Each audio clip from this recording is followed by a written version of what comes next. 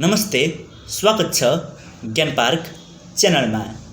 आज चाहिँ मैले बीबीएस सेकेन्ड इयरको भिजन्सबाट प्रोफेसन्स फर वुमन भन्ने एस्सेको सम्मरी लिएर आएको छु। अब सम्मरी सुरु गरौँ लेखकको परिचयबाट।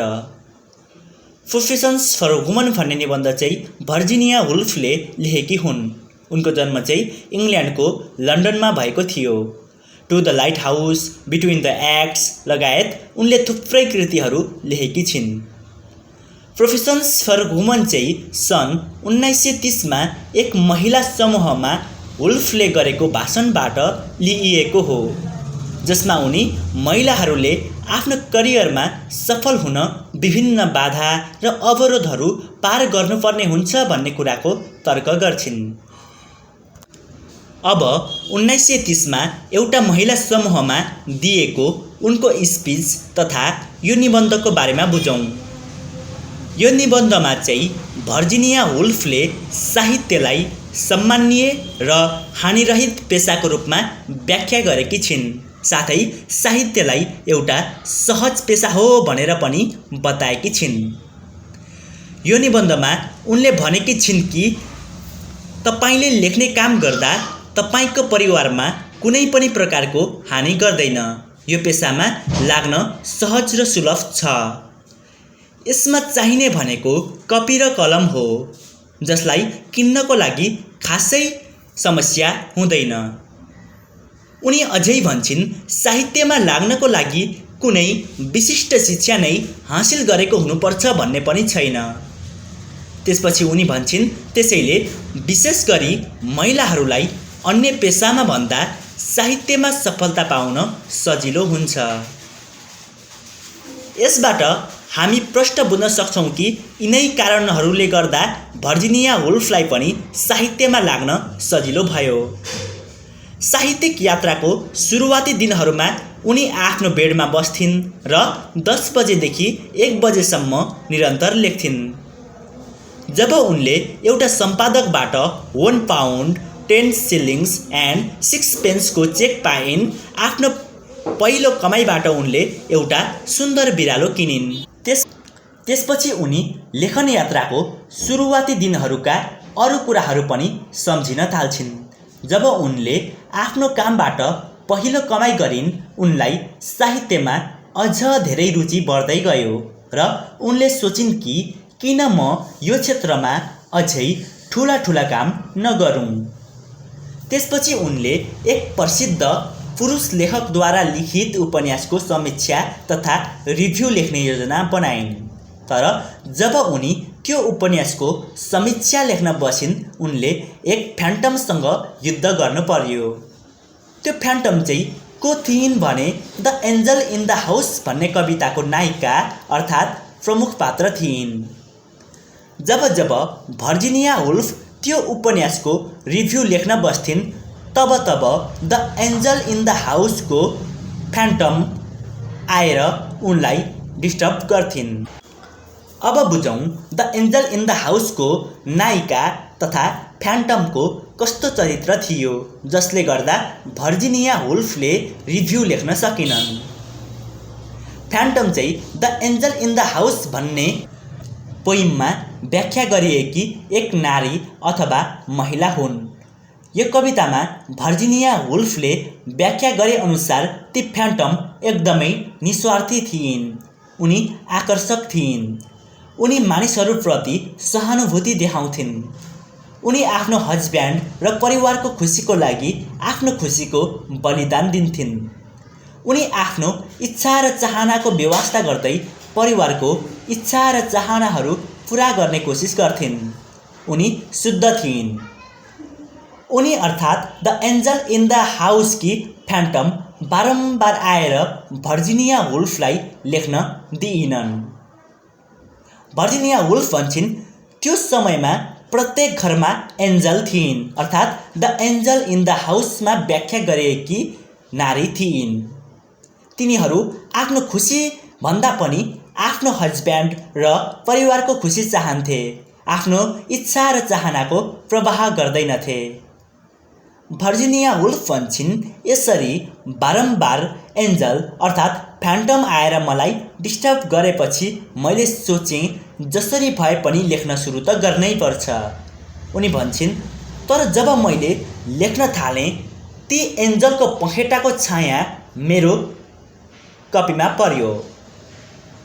यसको मतलब चाहिँ हामी बुझ्न सक्छौँ कि जब भर्जिनिया वुल्फले चाहिँ अब त्यो उपन्यासको समीक्षा लेख्न बस्थिन् तब चाहिँ त्यो फ्यान्टम अर्थात् the angel in the house भन्ने कवितामा व्याख्या गरेकी त्यो जुन नारीको जुन क्यारेक्टर थियो त्यो क्यारेक्टर चाहिँ उनमा आउँथ्यो। यस्तो हुनुपर्छ, एक नारी भनेपछि यस्तो हुनुपर्छ भनेर चाहिँ भर्जिनिया वुल्फमा त्यो विचार आउँथ्यो, जसले गर्दा चाहिँ उनलाई लेख्न गाह्रो भइरहेको थियो। यदि उनी द एन्जल इन द हाउसमा व्याख्या गरेकी एन्जल जस्तो क्यारेक्टर अपनाएकी थिइन् भने उनले चाहिँ त्यो उपन्यासको रिभ्यू लेख्न सक्दैनथिन्। यति कुरा चाहिँ हामीले बुझ्नु पर्यो। र अन्त्यमा फ्यान्टम छेउमा आएर भनिन् कि माई डियर, तिमी जवान छौ र तिमी एउटा पुरुष मान्छेले लेखेको उपन्यासको रिभ्यू लेख्दैछौ। के तिमीले बिर्स्यौ एउटा महिलाको अर्थ, एउटा महिलामा हुनुपर्ने गुण, एन्जल इन द हाउसमा हुनुपर्ने विशेषता? यसरी चाहिँ फ्यान्टम बारम्बार आएर भर्जिनिया वुल्फलाई सकेसम्म लेख्नबाट रोकिन्। त्यसपछि भर्जिनिया वुल्फले ती फ्यान्टमलाई मारिदिइन्। यसको मतलब जब भर्जिनिया वुल्फ एउटा उपन्यासको समीक्षा लेख्न गइरहेकी थिइन् त्यो बेला चाहिँ the angel in the house भन्ने कवितामा व्याख्या गरेकी महिला अर्थात् एन्जल आउँछिन् र एउटा महिलामा हुनुपर्ने विशेषता सम्झाउन थाल्छिन्। यसको मतलब चाहिँ उनको दिमागमा द एन्जल इन द हाउसमा व्याख्या गरिएका कुराहरू आउँछन्। त्यसपछि उनले त्यो सोचलाई आफूबाट हटाउँछिन् र खुरुखुरु रिभ्यू लेख्छिन्। उनले फ्यान्टमलाई मारिन् भनेको मतलब चाहिँ त्यो द एन्जल इन द हाउसमा भएका कुराहरूभन्दा विपरीत गएर फ्री र ओपन भएर मनमा लागेका कुराहरू लेख्दै जानु हो। यदि भर्जिनिया वुल्फले पनि द एन्जल इन द हाउसमा व्याख्या गरेको जुन महिलाको क्यारेक्टर हुन्छ त्यो अनुसार नै गएको हो भने उनी त्यो उपन्यासको रिभ्यू लेख्न सक्दैनथिन्।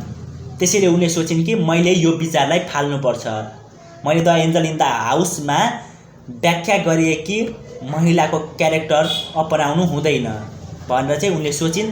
यसकै मतलब हो कि उनले त्यो फ्यान्टम भन्नेलाई मारिन् भन्नुको अर्थ त्यही हो। त्यो सोचलाई चाहिँ उनले मानिनन्।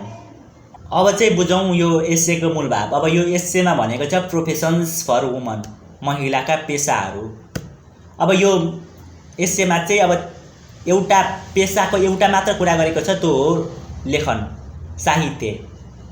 अब प्रोफेसन्स फर वुमन भनेर चाहिँ यो किन भनियो त, किन यो टाइटल चाहिँ राखियो त भनेर चाहिँ हामीले बुझ्नुपर्ने हुन्छ। त्यो समयमा चाहिँ एउटा महिला लेखकको लागि, अब लेखक होस् या अरू कुनै पेसामा काम गरिरहेकी महिला होस्, उनको लागि चाहिँ द एन्जल इन द हाउसलाई मार्नुपर्ने एउटा प्रोफेसन नै थियो। द एन्जल इन द हाउसमा जुन प्रकारको क्यारेक्टर चाहिँ महिलामा हुनुपर्छ भनिएको थियो त्यो विचारहरूलाई चाहिँ हटाउनु चाहिँ एउटा प्रोफेसन नै थियो। त्यो पनि एउटा जुन आफ्नो प्रोफेसन, अब एउटा पेसा जुन गर्नु छ महिलालाई, त्योभन्दा अगाडि त्यो विचारहरूलाई चाहिँ हटाउनु पर्थ्यो। यसरी चाहिँ भर्जिनिया वुल्फले यदि कुनै महिलाले केही कुरा गर्न चाहन्छन् भने समाजको सोचको र व्यवहारको विपरीत पनि जानुपर्ने हुन्छ भनेर चाहिँ बताएकी छिन्। साथै उनले कुनै पनि काम गर्नु अघि गर्नुपर्ने ती सम्पूर्ण कुराहरू पनि महिलाका लागि प्रोफेसन नै हुन् भनेर चाहिँ भन्न खोजेकी छिन्। अझ भनौँ, यदि कुनै महिला इन्जिनियर, ड्राइभर अर्थात् जुनसुकै पेसामा पनि लाग्न र सफलता पाउन चाहन्छन् भने त्यसमा सफलता पाउनको लागि उनले विभिन्न मानसिक तनावहरूको सामना गर्नुपर्ने हुनसक्छ र ती मानसिक तनावबाट मुक्त हुन गर्नुपर्ने विभिन्न सङ्घर्षहरूलाई चाहिँ उनले प्रोफेसन्स फर वुमन भनेकै छिन्। अब त्यही हो, अब कुनै एउटा काम गर्न महिलाले एउटा काम गर्नको लागि अब धेरै प्रकारको मानसिक तनाव झेल्नुपर्ने हुन्छ, मानिसहरूको विचारको विरुद्ध जानुपर्ने हुन्छ, समाजले मान्दै आएको चालचलन विरुद्ध जानुपर्ने हुनसक्छ। हो, ती सबै कुराहरूलाई चाहिँ भर्जिनिया वुल्फले यो एस्सेमा प्रोफेसन्स फर वुमन भनेर चाहिँ भनेकी छिन्। अझ हामी यो कुरालाई यसरी पनि बुझ्न सक्छौँ कि यदि कुनै महिलाले कुनै पेसा तथा प्रोफेसनमा सफलता पाउन चाहन्छन् भने उनले चाहिँ विभिन्न समस्याहरू चाहिँ पार गर्नुपर्ने हुनसक्छ र ती कुराहरूलाई चाहिँ भर्जिनिया वुल्फले यो एस्सेमा चाहिँ एउटा महिलाको प्रोफेसन अथवा महिलाको पेसाकै एउटा अङ्ग हो, एउटा प्रोफेसनको पार्ट हो भनेर चाहिँ भनेकी छिन्।